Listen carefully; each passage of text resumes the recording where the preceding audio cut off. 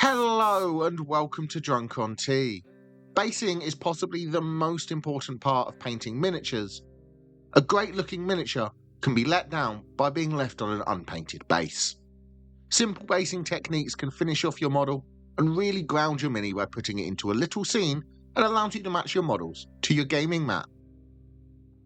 I'm going to show you some quick and easy ways I base my models to finish off your minis with some simple basing techniques so you can have armies that match their environment when gaming.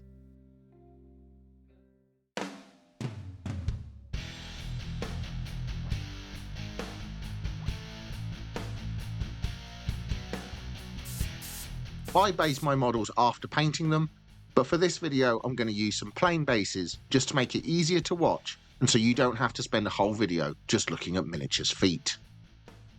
Muddy battlefield. For a muddy battlefield effect, I'm coming in with Stirland mud first and I'm applying this all over the base. Stirland mud is a texture paint, so it's got little bits of grit and sand and stuff in there, which will give us a really nice texture all over the base once this paint has dried. Muddy battlefield is probably my most common base for miniatures, as it can be used in so many gaming environments. So after the Stirland mud's dried, you can see we've got that nice texture all over the base. So now I'm coming in with some Baylor Brown. I'm going to dry brush this. So I'm taking most of the paint off by rubbing it onto a paper towel. So I've only got a little bit of paint left on my brush. And then I'm just quickly going back and forth over the top of the base. So it picks out all of those raised details, but leaves all the brown mud showing in all the recesses. You can come over quite heavy with this. You want to make sure you catch all of those raised lumps with a little bit of Baylor Brown just to add some interest to the base.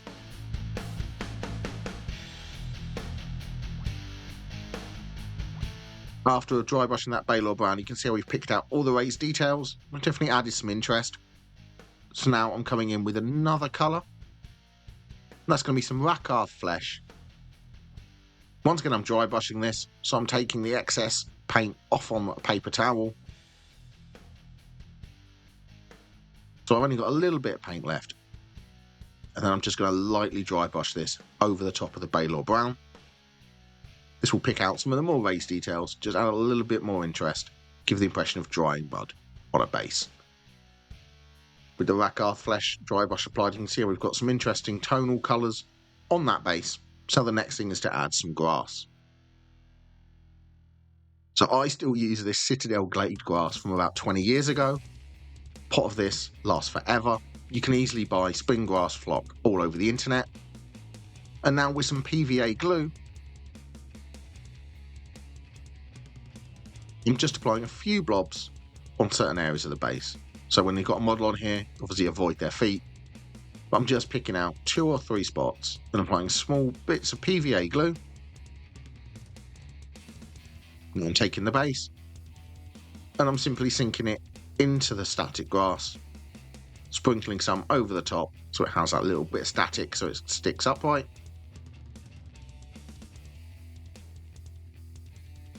Then after the base has been covered, I'm taking it out the grass, tapping it off so all the excess falls off and I'm just left with the grass that's on the PVA glue. With the grass applied, that is pretty much the base done. There's just one final thing to do, and this is what I do to all of my bases. So with some Abaddon black, I'm keeping this nice and thin, and I'm just going to paint the rim to my base. For this one, you could use a brown. Something like Steel Legion Drab would work well, but I like black rims on my bases, so I tend to apply Abaddon black to all my bases. Concrete. For this, I'm coming in with Astro Granite.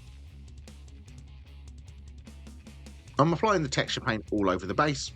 Much like with the Stirland mud we just applied, this has those little grains and bits in it. This is just a grey base colour version of the Stirland mud. So now I'm just applying this all over the base.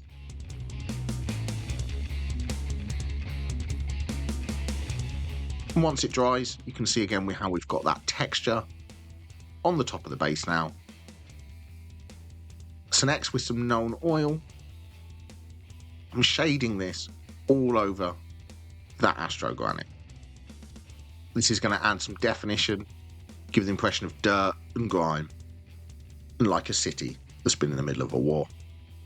So just apply some Nuln oil all over the base and wait for that to dry. Once it's dried, you can see how it's really added that definition and dirty, grimy look all over the top of the base. So now with some Mechanica Standard Grey, I'm going to dry brush this over the top of the base, much like I did for the Muddy Battlefield one.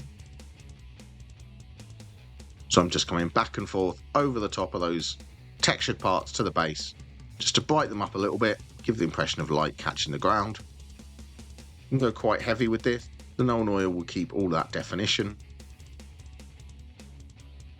And after the dry brush, see how it has definitely picked out some of that definition on the base. Now with some Dawnstone, I'm once again dry brushing this over the top of the base. Being much lighter than I was with Mechanica Standard Grey, this just adds some extra interest, gives you that sort of two-tone effect to the concrete. With that Dawnstone dry brush done, the base is once again almost complete. All it takes now is some Abaddon Black once again. Just carefully painted around the rim, just to finish off the base. Just tidies it up and gets over any overspill from dry brushing. As you can see, basing techniques are really quick and easy. There's not a lot of steps to them. But doing this to every model really does improve the overall look to your miniatures. Snowy Battlefield. So you might want something a little bit more interesting for some of your troops. It's Snowy Field. So I'm coming with Sterling Mud again first and applying this all over the top of my base once more.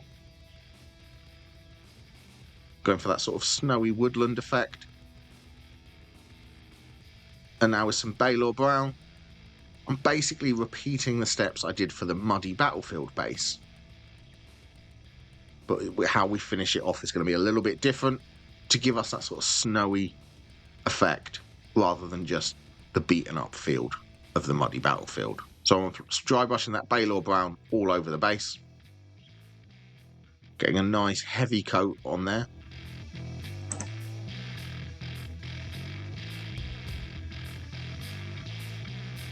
And now with some Rakarth Flesh.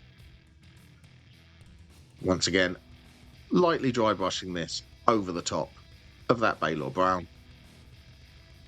Just giving us that two-tone effect, adding some interest to the base. With those two steps applied, now's where we deviate from the Muddy Battlefield base now, and we're going to add some snow effects. So first of all, I've got this Snowy Battlefield basing set. So this here is some small white stones, so really small, kind of like white grit, and they'll give a nice impression of sort of frozen chunks of snow on a base. So I'm going to take these and some PVA glue. I'm going to add some dots of the PVA glue on the base. If you've got any rocks or any details like that, I put these sort of piled up against it. But on this one here, I'm just going to add a couple of spots of PVA glue to my base.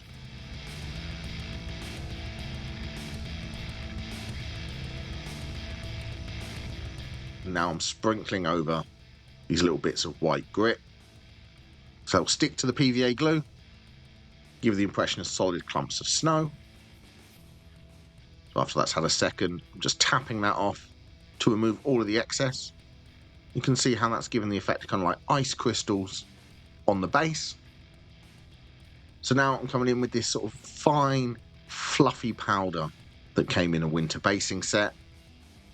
It's these thin strands of white, really light, really fluffy. They clump together in the bag, but you can easily separate them by running them through your fingers. So a bit more PVA glue. Just going to apply this to other areas on the base, some of them next to where I applied the sort of ice crystals, just some random spots. Applying a few blobs of PVA glue. And now I'm sprinkling on this fine white powder. Just sprinkling it over the top so it sticks to the PVA glue. And then I'm just tapping off the excess so I can collect it and use it later. And that's given the effect of snow drifts on my base for a really quick and easy snowy battlefield.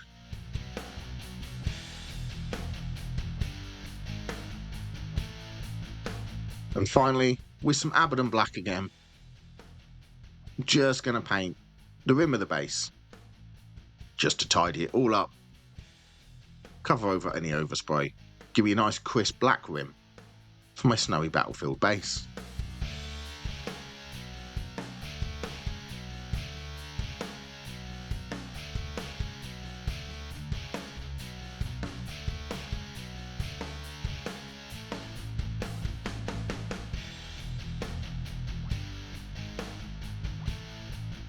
With the rim painted up, that is how to easily paint a good looking snowy battlefield.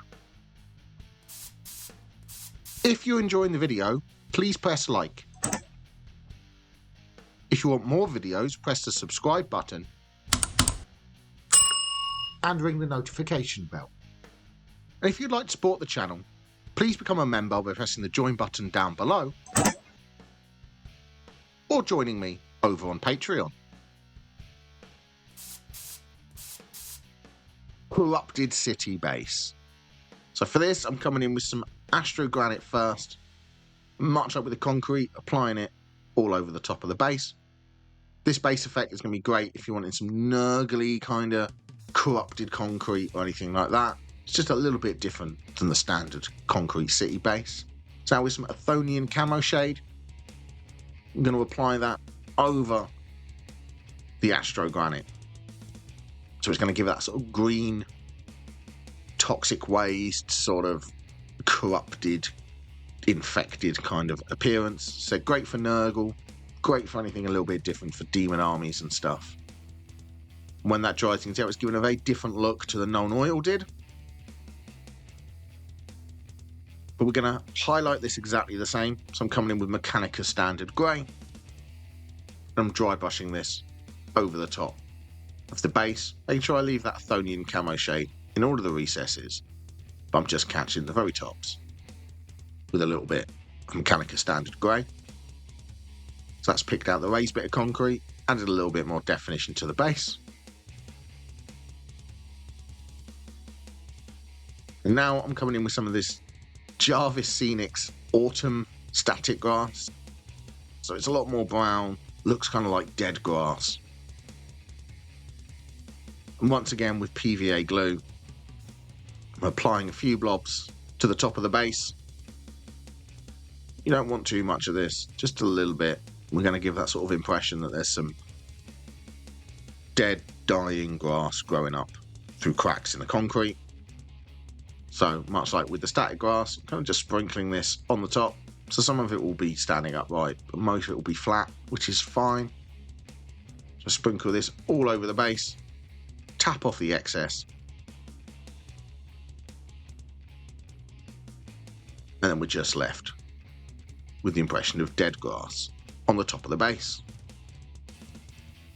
And as always, there's just one final step, and that's going to be with some Abaddon Black again. Just going to tidy up the rim of my base. So for concrete bases, I always find black is the best edge, although I use it for all of my models. I haven't yet to find another colour that really works well for concrete bases. I'm just tidying up the edge with a little bit of black paint. So this covers any blemishes, just evens it up and gives you a nice smooth finish to your base. And with that done, there's just one final base I'm going to show you today. And that's the classic Goblin Green. So for this one, starts off a little bit differently. I'm starting off with some PVA glue. I'm going to apply this all over the top of the base. We're doing this old school style, like we did in 2nd edition 40k, 4th edition fantasy, all those years ago, back in the 80s and the 90s. This is how basing was done. So applying PVA glue all over the base. And then with some sand, once again, this is an old part from 20 years ago. You can easily buy basing sand all over the internet now. I'm just simply dipping my base into the sand, covering it up, giving it a second for the sand to adhere to the base.